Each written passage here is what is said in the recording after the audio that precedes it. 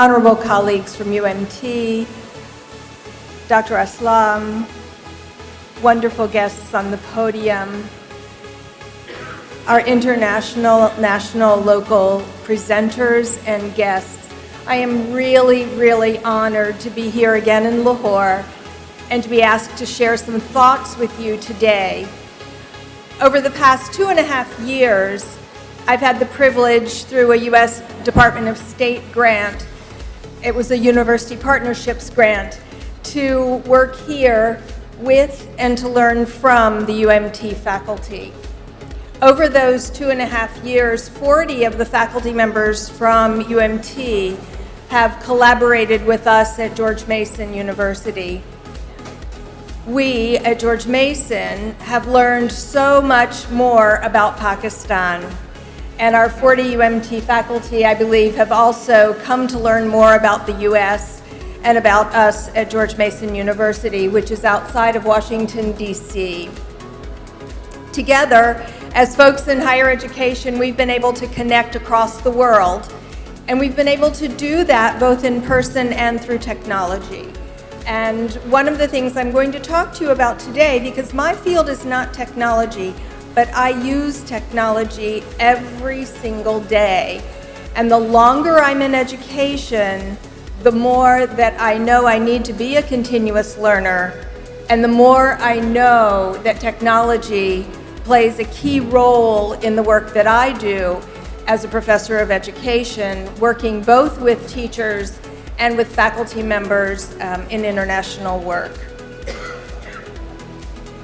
One of the most important aspects of this grant is that we've been able to experience our commonalities, particularly in our desire to make a difference in the work that we do as educators, as researchers, as university faculty. So, as I have this opportunity to talk with you all today, I just want to provide some thoughts for your time gathered here at this second International Conference on Innovation in Computing.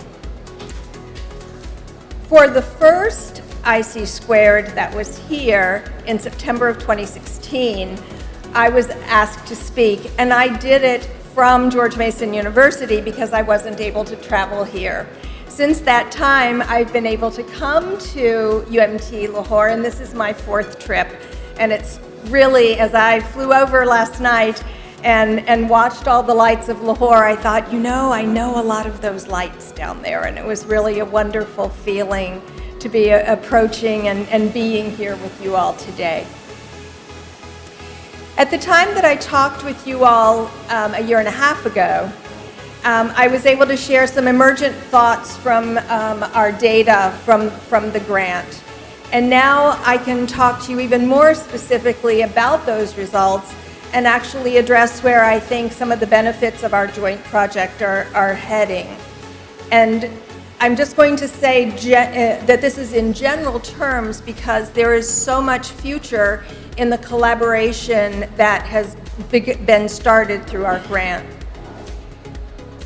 At George Mason, as well as here, and I think I can speak for many other universities in the U.S., in our age where globalization is our daily word, where travel, communication, and work extend to colleagues across the world, there's an increasingly strong need for all of us to possess expanded knowledge in order to meet the challenges and demands of this rapidly changing society in which we're living. According to UNESCO, higher education institutions continue to serve as key change agents and hold the potential to transform society through education. And I believe that so strongly. Today's college graduates face a remarkably different world than their predecessors. In the States, we're working toward describing what a portrait of a graduate might look like. And this is a new term that we see increasingly both in our high schools and in our universities. So as we come to describe what we want our graduates to know, understand, and be able to do, this portrait extends beyond content knowledge. In addition to content knowledge, critical thinking skills, flexibility, creativity, and resourcefulness are essential to success in the world beyond academia.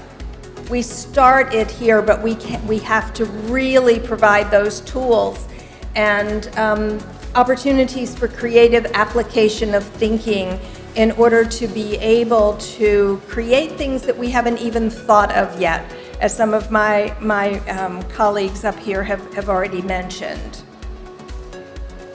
As institutions of higher education, we really do need to respond to these needs by setting significant goals for our undergraduate and graduate students to pursue projects that deploy these skills in real-world challenges, crossing traditional university disciplines.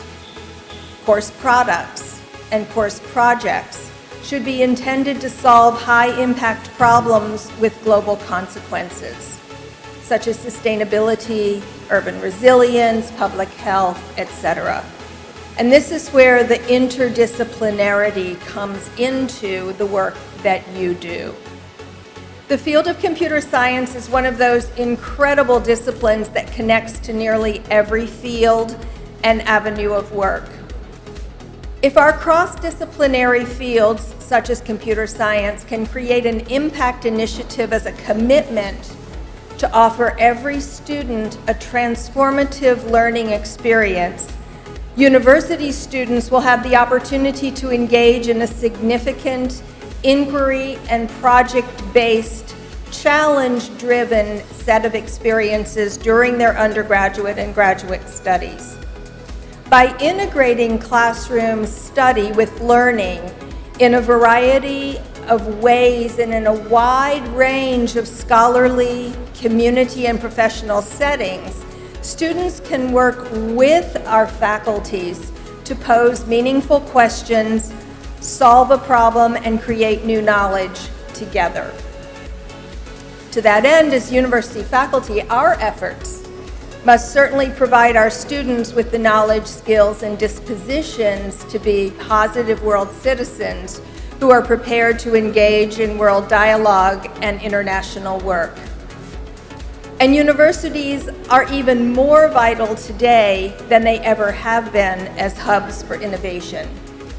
And you know, something that's very important for us is the ongoing credentialing of our own faculty to be effective teachers in the online environment. This is something that is emerging as an increasingly important skill, not only for our students, but for our university faculty as well. The work that we do needs to not only provide foundational knowledge, but it should also model and carry forward this notion of interdisciplinarity of thinking.